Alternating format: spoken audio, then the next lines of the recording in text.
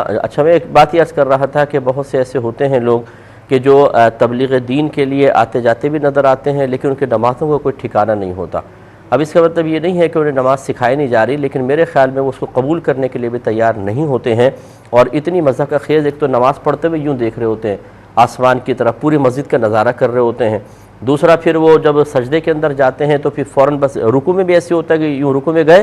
تھوڑا سا اٹھیں گے، پورا نہیں کریں گے، ایک دم سجدے میں چلے جائیں گے، پھر ایک سجدے سے سر اٹھایا پھر فوراً دوسرے سجدے کے اندر۔ ایسے لوگوں کی نمازیں نہیں ہو رہی ہیں، یاد رکھیں، کیونکہ ترک واجب لازم آ رہا ہے، فرضیت سر سے اتر جائے گی، لیکن ان نمازوں کا آخرت میں بڑا وبال ہے۔ نبی کریم صلی اللہ علیہ وسلم نے ایک اعرابی کو اسی طرح نماز ادا کرتے ہوئے دیکھا، وہ قریب آئے، انہوں نے سلام کیا، نبی کریم نے ارشاد فرمایا کہ جا کے نماز پڑھو، اس لیے کہ تم نے نماز نہیں پڑھی۔ انہوں نے دوبارہ پڑھ کے واپس آئے، سلام کیا، سرکار نے جواب دیا، پھر فرمایا تم جا کے نماز پڑھو کیونکہ تم نے نماز نہیں پڑھی۔ دو تین دفعہ ایسے معاملہ ہوا تو انہوں نے کہا یا رسول اللہ پھر مجھے آپ تعلیم فرمائیے، مجھے تو ایسی نماز آتی ہے۔ تو پھر سرکار صلی اللہ علیہ وسلم نے یہ ارشاد فرمایا کہ آپ اطمینان سے سیدھے وقار کے ساتھ کھڑے ہوں،